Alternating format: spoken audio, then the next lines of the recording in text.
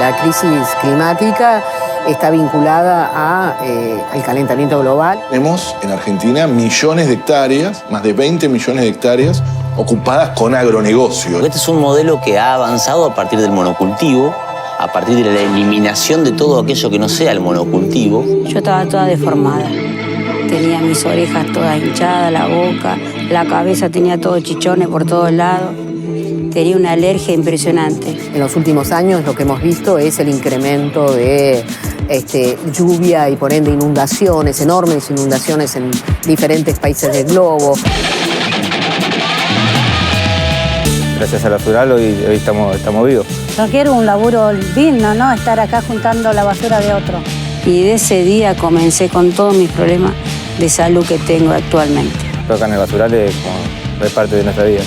Lo tomamos como un laburo, el laburo de nosotros. Si nosotros no hacemos esto, no hay nada acá.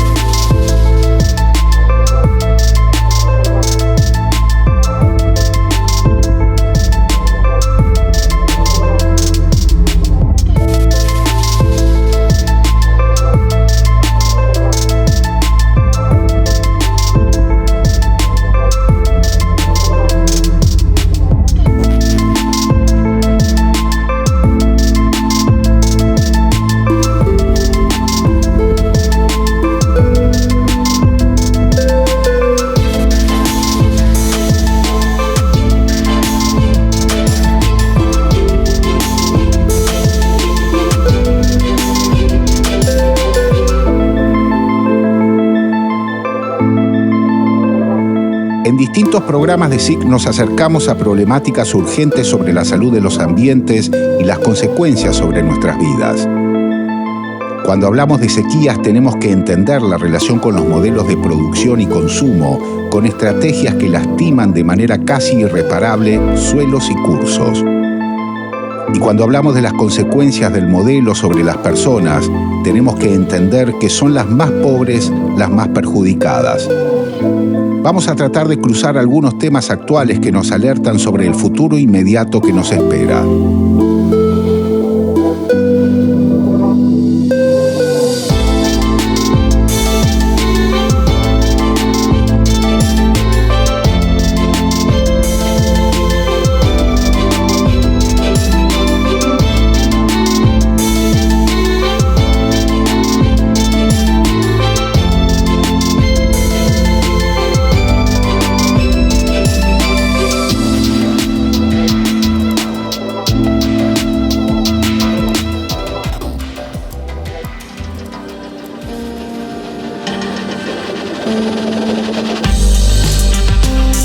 Voy a hablar ahora con Carolina Vera, que es doctora en Ciencias de la Atmósfera, también es investigadora del CONICET, y vamos a conversar sobre el cambio climático y sus consecuencias.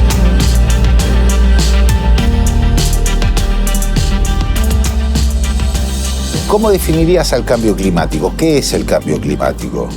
Hoy, en el mundo, el cambio climático se refiere a el cambio que las actividades humanas están produciendo en el clima de este planeta.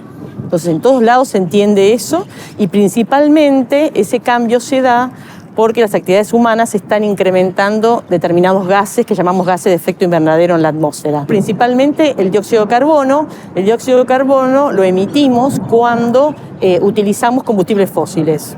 Todo lo que sea derivado del petróleo, carbón, emite esos gases. Entonces, cuando nos transportamos, cuando consumimos energía producida por estos gases, también hay otros que están menos responsables, pero tienen un gran poder calorífico y se producen en, por ejemplo, la actividad agrícola, en la ganadería.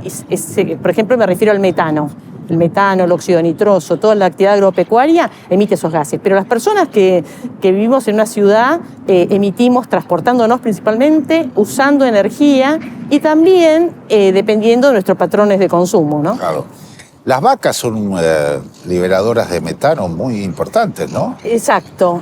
A través de su proceso digestivo emiten el metano, que puede ser, tanto el dióxido de carbono como el metano, puede ser reducido si se cambian las prácticas que emitan menos gases, ¿no? Y en el caso de la ganadería existen prácticas para el cual se pueda lograr que las vacas emitan menos metano, ¿no? Pero principalmente en el mundo es el dióxido de carbono.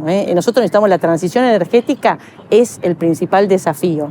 Por eso el transporte, en este caso ya sea terrestre o aéreo, es el principal responsable. Pero también, ¿por qué ponemos tanto énfasis en la actividad agropecuaria? Porque el metano calienta 30 veces más, entre 20 y 30 veces más que el dióxido de carbono. Entonces, si nosotros lo reducimos, tenemos la posibilidad de reducir el calentamiento global, que es uno de los efectos del cambio climático, más rápido, ¿no? Entonces, por eso, el efecto en el metano. ¿Qué diferencia hay entre calentamiento global y transformación climática? En realidad, podemos decir que el cambio climático tiene distintas dimensiones. Y una es la parte física, ¿qué le pasa a la atmósfera? Entonces, el calentamiento global es un indicador de cómo está nuestra atmósfera. Esencialmente lo que hacemos es promediar la temperatura en la superficie de todo el planeta. Y es un indicador. Hoy estamos a 1.1 grado de calentamiento más que el inicio de la era industrial que tomamos como referencia. Pero no es el único indicador de que tenemos un cambio climático.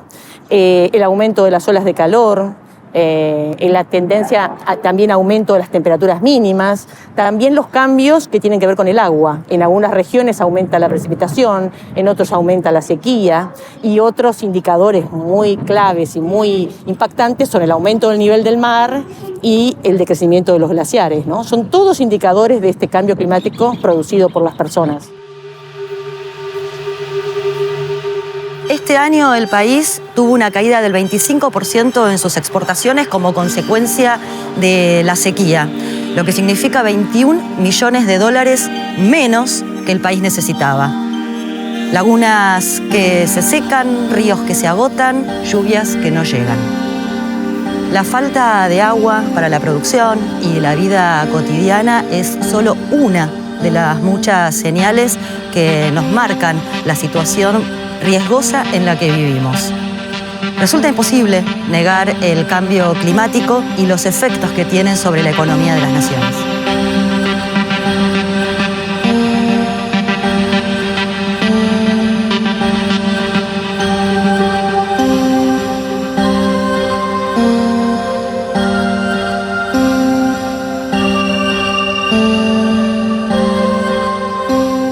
La crisis climática está vinculada al calentamiento global y los fenómenos extremos cada vez más frecuentes. Y de hecho, en los últimos años lo que hemos visto es el incremento de lluvia y por ende inundaciones, enormes inundaciones en diferentes países del globo, olas de calor y grandes incendios, humedales que se incendian por completo, selvas, la sequía. Bueno, todos esos fenómenos extremos están ligados al cambio climático, pero en realidad la crisis ecológica va más allá porque también involucra la extinción de especies, ¿no?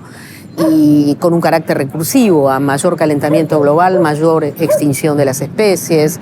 Está ligado también a esa crisis podríamos decir, a los modelos de consumo, no solo a la cuestión de la obsolescencia precoz, sino al modelo agroalimentario que se instaló en los últimos 30 años, muy ligado a los agrotóxicos y a la concentración de tierras, que también, digamos, los cambios en los usos del suelo son responsables del cambio climático. Voy a hablar ahora con Enrique Viale, que es abogado ambientalista, sobre la historia y las consecuencias medioambientales que tiene el actual modelo de producción agrícola en nuestro país.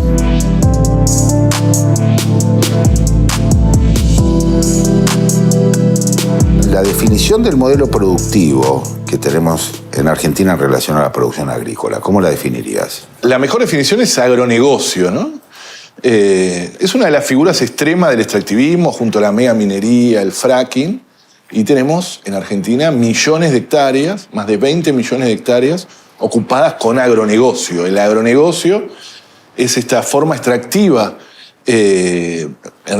relacionada con la agricultura, que tiene una vuelta de tuerca a partir del año 1996 en nuestro país, cuando se autoriza de forma absolutamente oscura, express, la soja transgénica. ¿Qué pasaba antes, Enrique, cuando no existía esta transgenia y no existía el monocultivo?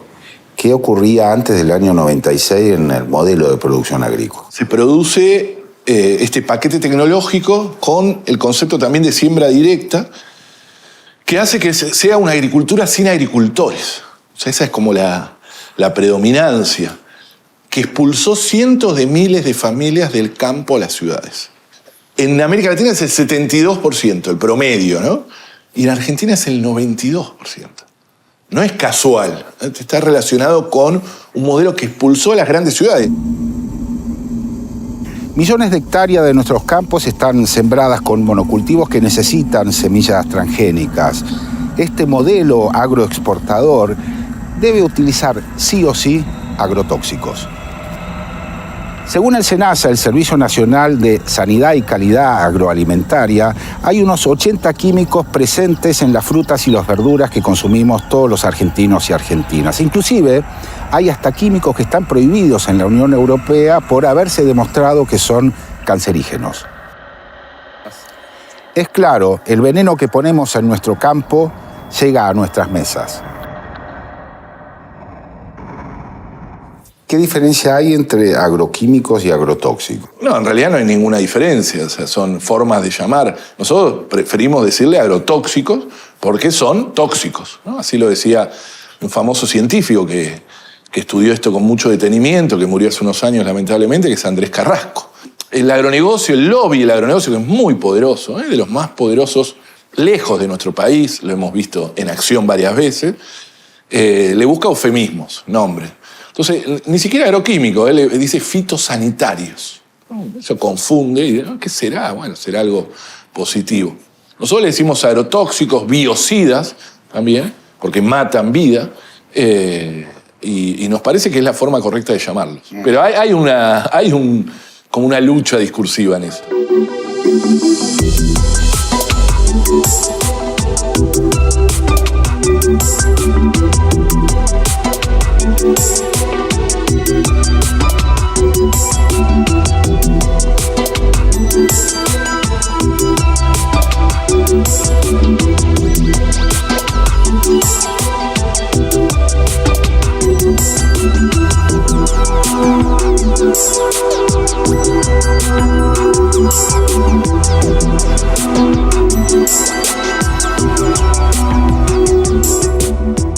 A partir del 2007-2008 empezaron a sembrar soja en el campo lindero a la escuela y nosotros, la verdad, digo nosotros porque lo compartí con mis hijos, no sabíamos que era tan perjudicial esa plantita tan verde y que iba a ser tan tremendo lo que nos iba a pasar después.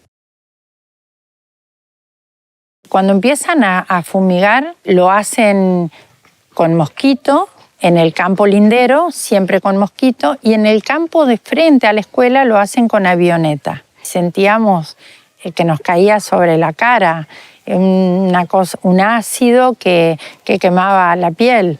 A la noche sentí problemas respiratorios, picazón en nariz, en los ojos, en la garganta. Me diagnosticaron neuropatía grave, consecuencia de los agrotóxicos, de la exposición a agrotóxicos.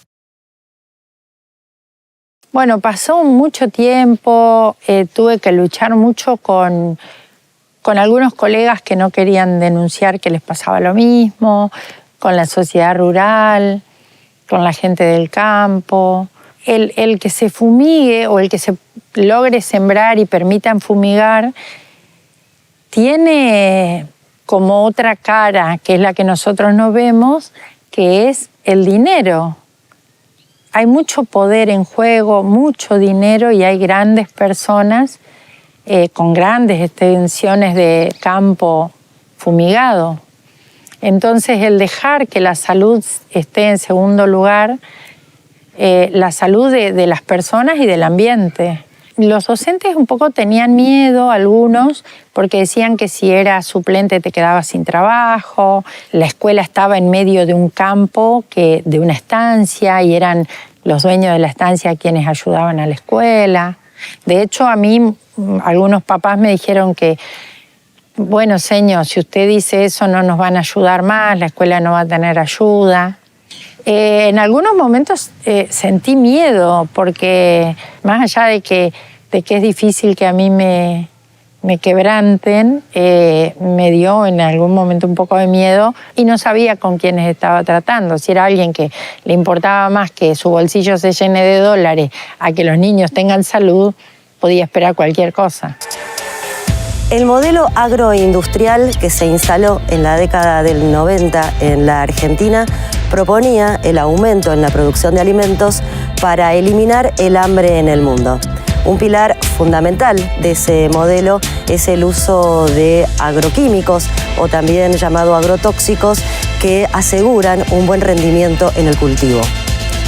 En contraste, las Naciones Unidas reconoció que son la razón de alrededor de 200.000 muertes al año y un 99% de esas muertes sucede en países en desarrollo. Y aquí es donde tenemos que mencionar un triste mérito. Somos el país con la tasa de aplicación de agrotóxicos o pesticidas más grande del mundo, 12 litros por persona al año. ¿Cómo definirías o cómo definís el modelo de producción agropecuaria o agrícola que tiene Argentina? En principio, como un modelo veneno dependiente. Creo que es la mejor definición que podemos dar a un modelo que ha dejado de producir alimentos para producir commodities transgénicos asociados a agrotóxicos, pues el paquete tecnológico que sostiene este modelo es básicamente eso, transgénicos asociados a agrotóxicos a partir de siembra directa. ¿Cuáles son los prejuicios que tiene ese modelo de producción para los seres humanos? En primer lugar, un perjuicio que para nosotros es el más dañino, aunque no parece tal, es la pérdida de la diversidad. ¿Por qué decimos esto? Porque este es un modelo que ha avanzado a partir del monocultivo, a partir de la eliminación de todo aquello que no sea el monocultivo, y eso tiene como consecuencias en todo proceso vital la pérdida de la capacidad de diálogo e intercambio entre distintas especies, que es lo que permite que la vida exista. En segundo lugar, lo que nosotros vemos como lo más grave, que son los daños en la salud directa e indirecta de las personas que vivimos en estos territorios y de los que no viven en estos territorios pero terminan incorporando o por el aire o por el agua o por su comida los restos de estos químicos venenosos que son fundamentales para este modelo de producción agroindustrial de transgénicos. Son muchos los casos de personas y familias que viven en carne propia las consecuencias de la exposición a los químicos utilizados en fumigación de los campos. Un ejemplo doloroso es el de Norma Cabrera, vecina de Cañada de Gómez en la provincia de Santa Fe, que no se resigna y cuenta su realidad para que algo cambie. En su momento había más animales, más chancho, oveja, pato, pavos reales, ganso, pollo, y desde que se empezó las fumigaciones se fue disminuyendo. Acá toda la vida se fumigó, pero cuando empezó el año 2015, Jesús Mosca, sobrenombre Titi, arrendó el campo de Carlos Pelagaya. Desde que él arrendó el campo siempre fumigaba viento norte. Date cuenta que nos divide 15 metros la calle a nosotros. Y la vez que él fumigaba no se podía ni respirar. Yo tenía el espacio verde que se ve allá, era todo huerta. Como yo plantaba, al otro día se moría. Y cuando él dejaba de fumigar, venían todos los gusanitos, todos los bichos a la quinta. Venían a comer. La chinche, la gris, todos se comían todo. Y aparte mis gallinas comían todos los gusanos y se quedaban todas echaditas muertas. Las vacas se intoxicaban, que todavía tengo la vaca, la Génesis, que se intoxicaba por la fumigación. Y eso se fue muriendo los animales poco a poco. Y en la huerta se llenaba de bichos y después vos veías todo manchado, las lechugas, los repollos y después se morían. Quedaba el marrón, se hacían en polvitos.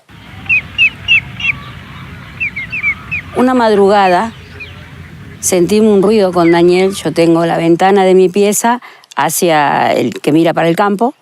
Sentíamos un ruido y le digo a Daniel, debe estar una máquina. Cuando nos levantamos nosotros, estaban moscas fumigando. Eran como las 4 de la mañana aproximadamente. Era un olor en mi pieza que nosotros teníamos el ventilador y se ve que el ventilador atraía más el olor para adentro, o no sé cómo carajo pasó. La cuestión que nos levantamos y cuando yo me levanto, me dice el Daniel, ¿qué tiene Norma? Yo lo miraba, le digo, ¿qué tengo? Yo estaba toda deformada. Tenía mis orejas todas hinchadas, la boca, la cabeza tenía todos chichones por todos lados. Tenía una alergia impresionante. Y de ese día comencé con todos mis problemas de salud que tengo actualmente.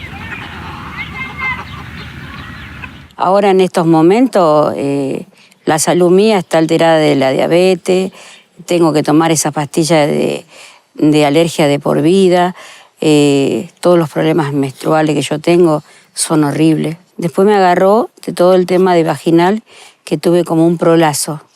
Tuve 8 meses con mi vagina afuera. 8 meses con esa agonía. Parecía una mujer de 80 años que estaba en la cama, que le cambiaban los pañales, porque yo no podía caminar. Y la verdad que la fumigación me cambió la vida.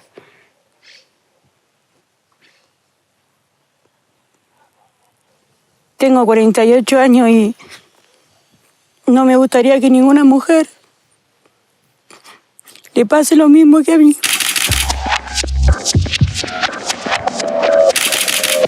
Me duele en toda mi salud porque soy joven. Yo no me quiero morir de cáncer. Yo no quiero tener esa enfermedad. No quiero estar así. Por eso que ojalá que las autoridades que tenemos, todo lo que está pasando, que se pongan un poquito en el lugar de nuestro. Porque nosotros queremos vivir. Yo no nací para esto. Yo quiero vivir. Si no discutimos el modelo de fondo, esto va a seguir continuando. Argentina es el país del mundo que más agroquímicos aplica por persona. No hay país en el mundo. Somos el mayor consumidor también por persona de glifosato del planeta. Por eso digo que somos un experimento. 500 millones de litros de agrotóxicos se arrojan por año en nuestro país. 500 millones. Son más de 10 litros por persona. Tenemos glifosato en las lluvias. Estudio de la Universidad Nacional de La Plata. No es que encontró glifosato estudiando las lluvias. Hay glifosato en el río Paraná. En el lecho del río Paraná, según también un estudio de la Universidad Nacional de La Plata, a cargo del científico Damián Marino, hay más glifosato que en un campo de soja, por el tema de la deriva y de cómo se va... El escurrimiento, digamos. Exactamente. Pero hay glifosato en nuestros cuerpos. Yo me hice el estudio de orina y tengo glifosato y vivo acá en Villa Crespo, en la ciudad de Buenos Aires, lejos de un campo de soja. Cuando digo otras formas, otros métodos que no respondan a este modelo de agrotóxicos, de monocultivo, de extensión, de desplazamiento de la población, ¿se puede o no se puede hacer? Yo no tengo ninguna duda que se puede. Salir de este modelo no solo es posible, sino que es obligatorio. No podemos tener a 6 de cada 10 pibes en la pobreza. Y lo tenemos que lograr. Y es posible, obviamente de forma regional, nosotros lo planteamos así, ¿no? Uno que está intentando, por lo menos, encontrar una senda a esto es Gustavo Petro, el presidente de Colombia, que está tratando de salir de un modelo petrolero, primario, exportador que tiene en su país. Por lo menos está intentando encontrar una vuelta. Boric, de alguna manera, también hace algunos planteos en ese sentido. E incluso Lula, en su discurso de Asunción, ese no es el destino de América Latina. Esa es una decisión geopolítica mundial que nos puso en ese lugar hace mucho tiempo. Es verdad, lo escribió Galeano, son capítulos nuevos de las venas abiertas de América Latina, pero hay que romperlo. No hay nada más avanzado que empezar a pensar modelos de producción compatibles con la naturaleza. Eso es el futuro. Es el futuro del mundo, incluso en términos estrictamente económicos, si se quiere. No hay nada más retrógrado que mantener al 60% de los pibes bajo nivel de pobreza y no cuestionarlo. Y eso es lo que nos proponen los que dicen que para salir de eso tenemos que hacer más de lo mismo. Porque nos proponen eso, ¿eh? Nos proponen profundizar aquello que nos trajo hasta acá. Nosotros decimos que no, que hay que cambiar eso por cuestiones ambientales, ecológicas, muy concretas y muy reales, que las estamos viviendo, pero también en términos estrictamente económicos. Voy a hablar ahora con Cecilia Nicolini, que es la Secretaria Nacional de Cambio Climático y Desarrollo Sostenible. Vamos a conversar sobre las políticas que el Estado despliega para la mitigación y la adecuación frente al cambio climático.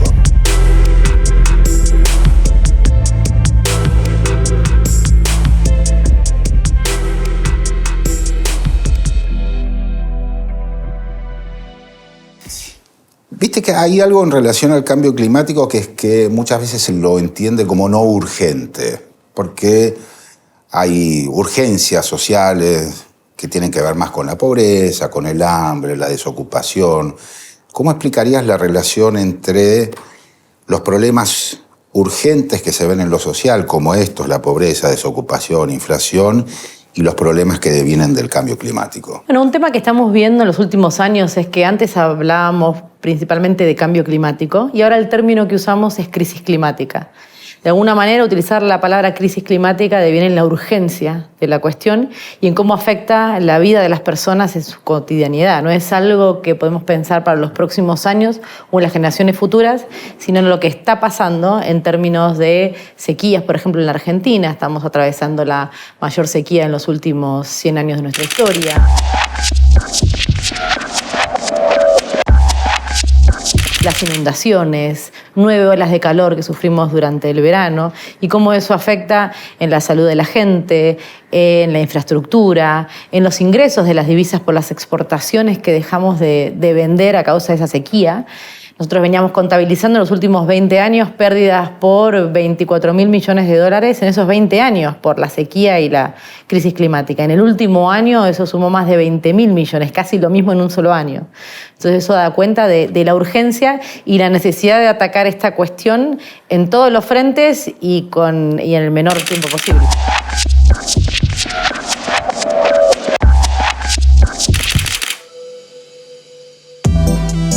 Este año el país tuvo una caída del 25% en sus exportaciones como consecuencia de la sequía, lo que significa 21 millones de dólares menos que el país necesitaba.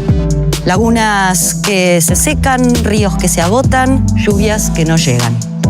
La falta de agua para la producción y la vida cotidiana es solo una de las muchas señales que nos marcan la situación riesgosa en la que vivimos. Resulta imposible negar el cambio climático y los efectos que tienen sobre la economía de las naciones. Desgraciadamente, la crisis climática siempre se ceba con los más vulnerables, los que ya están expuestos a las amenazas por esas vulnerabilidades que tienen, ya sea porque viven en una casa que está a la vera de un río que se desborda con una inundación, entonces tiene que mudarse, o se le inunda o pierde todo, ya sea, por ejemplo, las mujeres y las niñas en entornos rurales son las que se dedican en general a proveer el alimento o el agua en sus casas. Cuando estás en un momento de escasez, por ejemplo, hídrica, te lleva más tiempo ir a buscar ese agua o recoger ese alimento, entonces tenés menos tiempo para desarrollarte a nivel personal o profesional, tenés que dedicar muchas más horas a las tareas de cuidado, cuando además ya la mujer ya lo dedica. En las olas de calor pasa lo mismo. Cuando tenemos una ola de calor, las personas mayores que tienen una cuestión de salud las pueden afectar hasta llevar también a la muerte.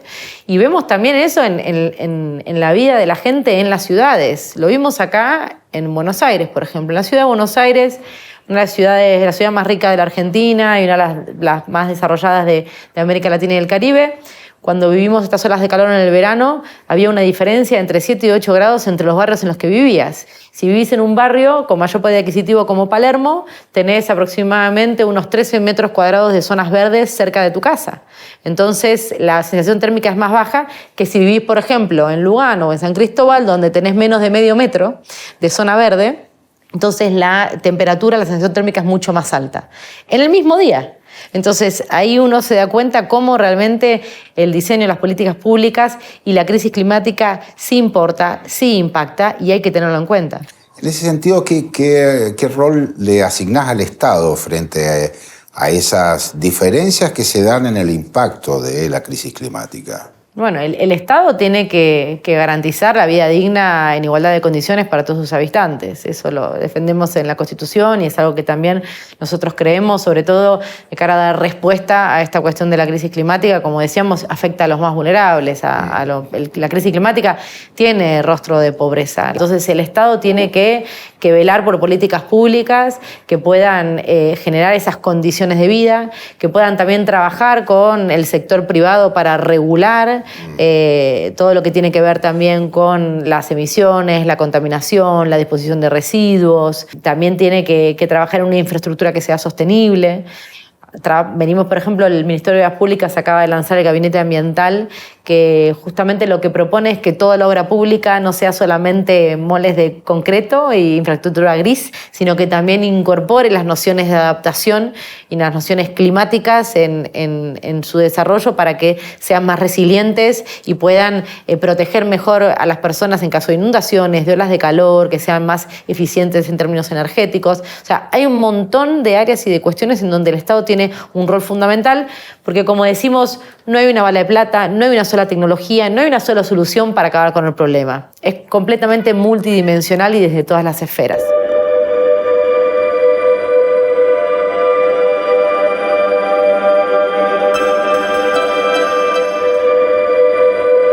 La crisis climática afecta a todo el mundo, pero no lo hace de la misma manera y es quizás el mejor ejemplo de la desigualdad. La desaparición de fuentes de agua o las inundaciones por deforestación, los incendios y los fenómenos climáticos que causan desastres afectan en mayor medida a las comunidades más pobres y excluidas. Más allá de los compromisos a mediano y largo plazo, son necesarias acciones urgentes que protejan la salud de todos y todas. La gestión de los residuos y los basurales a cielo abierto son un claro ejemplo de esto. El trabajo de separar basura es duro y peligroso. Por ejemplo, se pueden producir cortes, lastimaduras y el mismo contacto con los materiales tóxicos que hay en el basural. Alrededor de 200 familias pasan sus días y sus noches aquí con frío o con calor en búsqueda de materiales que permitan su subsistencia, que tengan algún tipo de valor como reciclable o algún valor de reventa.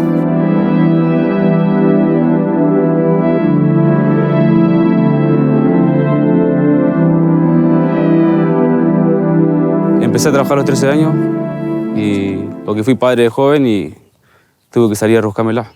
No tenía con qué recursos ir a la escuela y bueno, conocí a mi mujer que también casi estaba en la misma situación que yo. Como en ningún lado me tomaban por la edad, no me queda otra que venir a Caraquema. Y la verdad que, bueno, para nosotros que estamos acostumbrados es algo normal, diríamos, pero no es algo inhumano.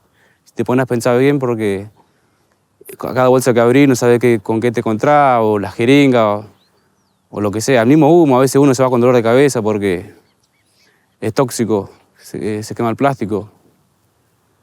Y bueno, a veces se complica, a veces. No es saludable elaborar acá, pero uno lo hace por necesidad. Y yo vengo a las 10 de la mañana porque mi mujer, mi señora va a la escuela con mi hija que es discapacitada. Y bueno, ella llega a esa hora y yo tengo que cuidar a la nena más chiquita que tengo, que tiene 3 años.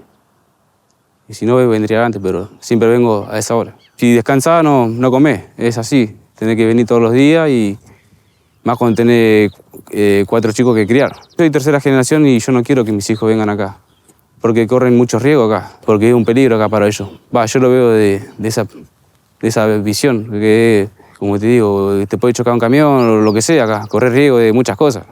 Yo no quiero que el día de mañana, yo quiero que ellos estudien. Bueno, yo cuando era chico veía a mi padre, yo quiero ser como mi papá. Él arreglaba auto y yo quería ser como él. Y yo veo que mis hijos ven como yo llevo el plato día a día, ellos quieren venir a la quema como yo. Y yo digo que no es así. Ellos tienen que estudiar por lo que ellos quieren, por su sueño. Que el basural no es nada bueno. Vos fíjate que la basura y las chapas y las cosas que hay, como si fuera que el sol, como que hace más calor, más grado acá. Más el humo, todo, no se puede respirar acá. Vinimos al Ministerio de Ambiente y Desarrollo Sostenible para hablar con el viceministro de Ambiente, Sergio Federovisky.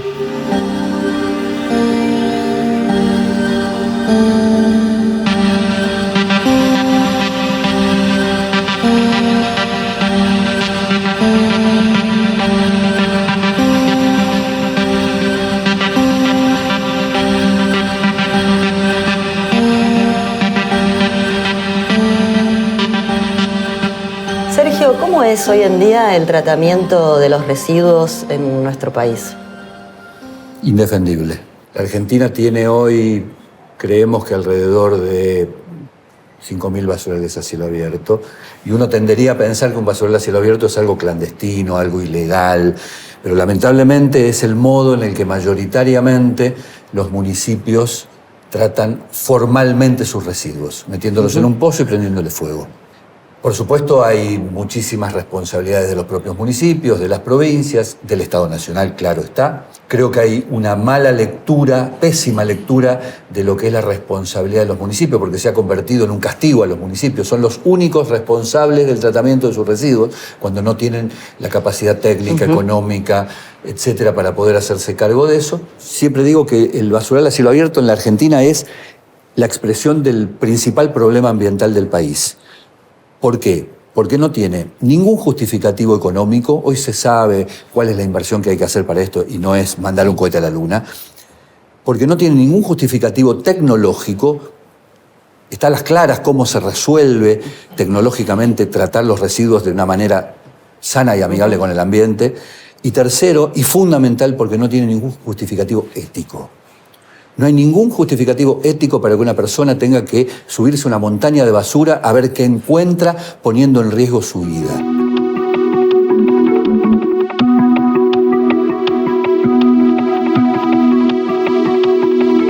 Estamos entrando a la quema en el partido de Luján, en la provincia de Buenos Aires. Este es el basural a cielo abierto más grande del país. Tiene 18 hectáreas y funciona desde hace 50 años. El nombre se debe al humo constante que hay por la combustión natural de los residuos y los incendios intencionales.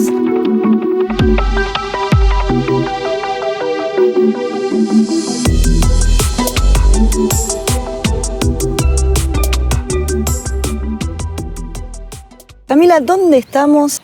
Y explícame también cómo viene cambiando el saneamiento de este basural a cielo abierto. Estamos, en el basural a cielo abierto de Luján. Es una extensión de 18 hectáreas. Esto antiguamente era una vieja tosquera en donde se disponían vuelcos sin control en estas tosqueras. Se lo conoce como el basural más grande de la Argentina por el volumen que tiene, que no solamente es la superficie, sino que es el volumen. Considera que una tosquera aproximadamente tiene 15 metros de profundidad y acá algunos niveles hemos llegado a tomar más de 20. Así que considera que es como un edificio de basura con 40 años, con más de 40 años, con una degradación y una reducción en su volumen que, hacen que hoy... Es decir, 20 metros para abajo y 15 para arriba.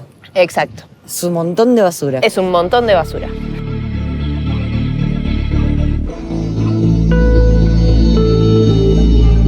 El basural de la quema recibe aproximadamente 100 toneladas diarias de basura. En sus 18 hectáreas de predio se pueden ver montañas de basura de casi 20 metros de altura. Si pensamos que en el partido de Luján viven 120.000 personas, podemos inferir que cada una de ellas genera casi 1 kilo de basura diaria per cápita.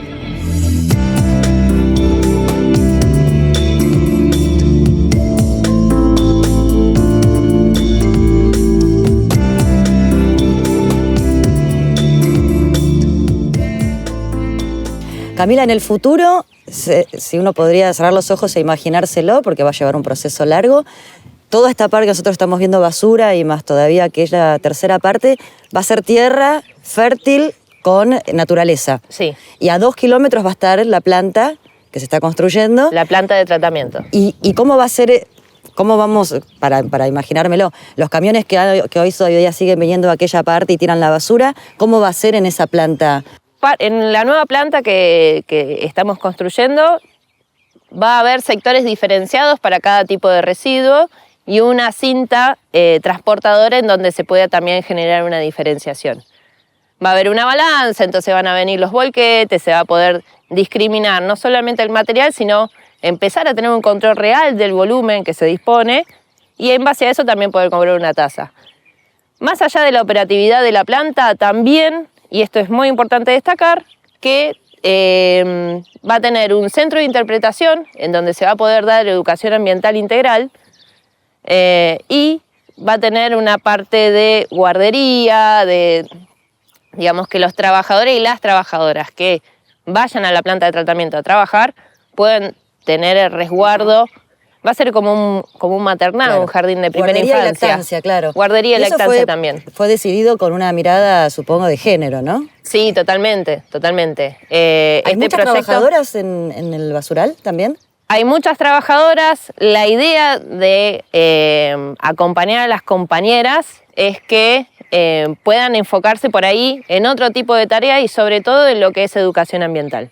Muchas compañeras fueron madres gestantes y demás, que no queremos que estén obviamente expuestas a todo esto, entonces por eso le buscamos por ahí otros roles donde ellas se sientan más cómodas también. De todas maneras, la planta de tratamiento lo que va a garantizar es calidad laboral a todos los que vayan a trabajar ahí, va a dignificar mucho este trabajo. En nuestro país, 9 de cada 10 personas viven en centros urbanos que generan diferentes tipos de residuos a gran escala.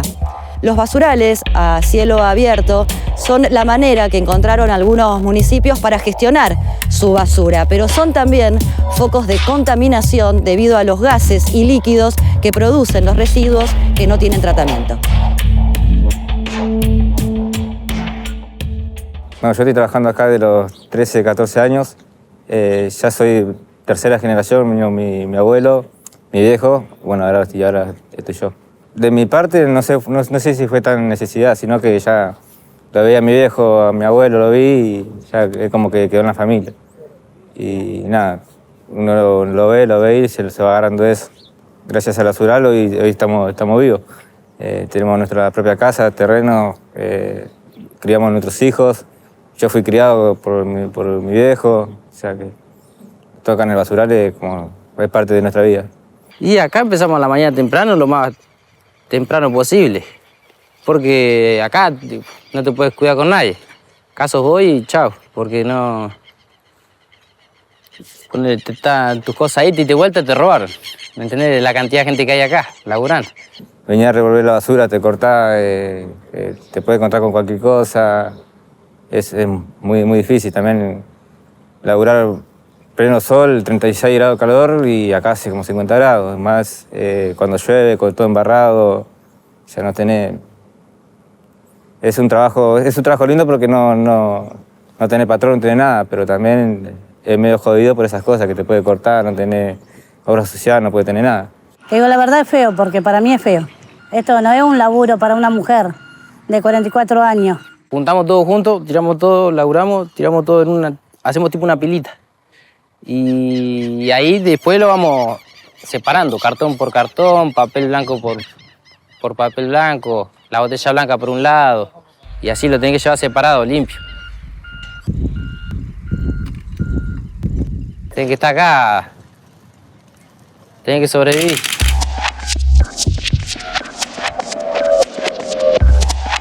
Yo, por más que me mate ahora laburando hasta las 4 de la tarde, yo no saco 3.000, 4.000 pesos. Yo quiero un laburo digno, ¿no? Estar acá juntando la basura de otro.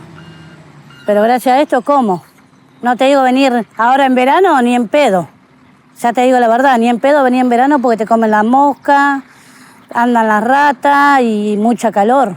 Todo lo que vos te puedes imaginar se Se recontra. Por eso para nosotros sería un gran sueño que tener la planta recicladora acá en Sucre, porque ya sabe que viene todo el material diferenciado y no está ahí. Más allá que está el techo, todo, tener ropa, obra social para los compañeros, indumentaria, todas las cosas de seguridad y eso estaría bueno. Lo tomamos como un laburo, el laburo de nosotros acá. Si nosotros no hacemos esto, ¿me entendés? No hay planta, no hay nada acá.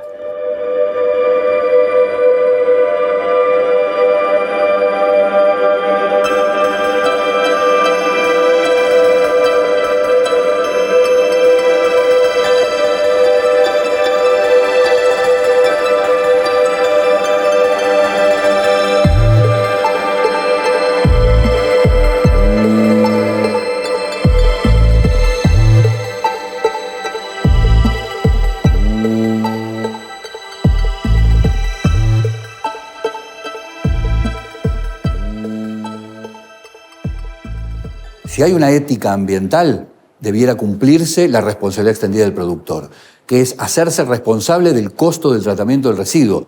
Este es el punto y en este punto está la discusión fuerte respecto de eso. ¿Quién lo va a financiar? ¿Quién lo va a pagar? ¿Otra vez lo va a pagar el Estado? Resulta que son los mismos que después dicen que el Estado es elefantiásico, que el Estado es gastador, etc. Y le siguen acumulando cosas al Estado para que el Estado les resuelva un problema. Porque además existe una fantasía, que es suponer que hoy no lo paga nadie. Es mentira. Hoy ese costo está externalizado. Eso supone que lo paga la sociedad en contaminación, en falta de dignidad en el trabajo de los cartoneros, en los basureros a cielo abierto, en algo que es casi infame.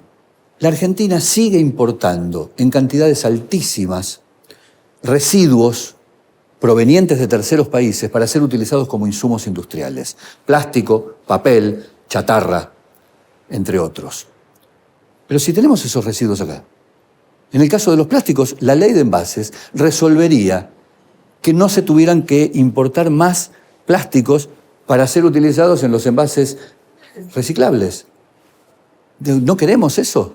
Nosotros tenemos estudiado de alguna manera, junto con el aporte de muchas universidades que han trabajado con nosotros, que si la Argentina a lo largo de 10 años realiza una inversión del orden de los $1.000 millones o $1.500 millones, de los cuales 500 estamos dejando ahora ya consolidados, termina con la cuestión de los basureros a cielo abierto.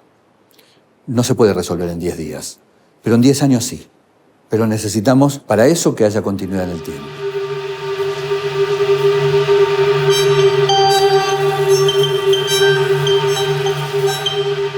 Lo siento como algo, como un trabajo propio que nadie... ¿Cómo te puedo explicar? Para mí algo bueno, en el sentido que todo lo que tomo acá que tenemos como cariño, ¿por qué? Porque lo llevamos el pan de cada día y cuando nadie nos quiere dar trabajo acá sustentamos todo nuestro gasto, pero más allá de los peligros, uno a veces también quiere seguir laburando acá, pero no en estas condiciones. Queremos seguir laburando con la planta recicladora que van a hacer. Vuelvo al principio de la charla, cuando hablábamos, bueno, el modelo que teníamos. También tengo que relacionarlo con la producción y el consumo que tenemos los seres humanos y cómo tiramos nuestra basura. Lo que vos estás planteando es el tema, que es la discusión entre cuál es la responsabilidad individual y cuál es la responsabilidad pública. Y siempre, fundamentalmente, los sectores más hacia la derecha del dial insisten en que todo es cuestión de la responsabilidad individual. Y nos engañan suponiendo o haciéndonos suponer que si sumamos algebraicamente el compromiso de cada uno de los habitantes, al final del día vamos a tener a toda la sociedad comprometida en un cambio de conducta. Eso es falso de toda falsedad. Por supuesto, el compromiso individual es imprescindible, es necesario, pero no es condición suficiente. ¿Cuál es la condición suficiente? Que haya un Estado con políticas públicas que le den sentido a eso.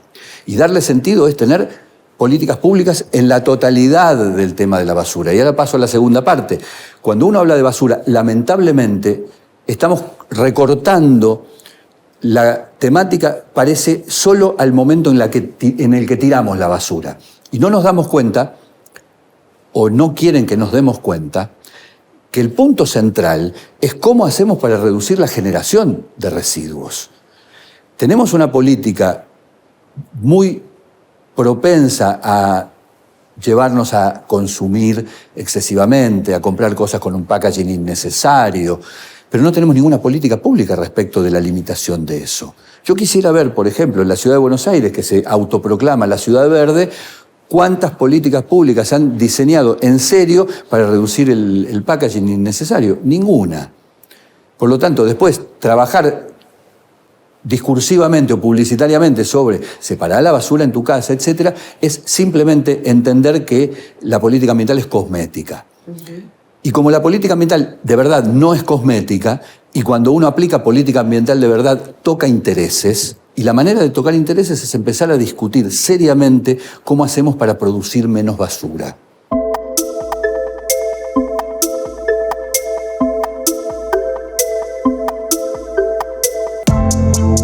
Volvimos a compartir una visión urgente sobre varios ejemplos de cómo la acción humana sin control daña la salud del planeta. El suelo que pisamos, los alimentos que consumimos, el agua de la que dependemos, todo lo que necesitamos para vivir necesita que lo protejamos. El mundo que habitamos está cambiando. Las decisiones que tomemos hoy son la clave de lo que pasará mañana.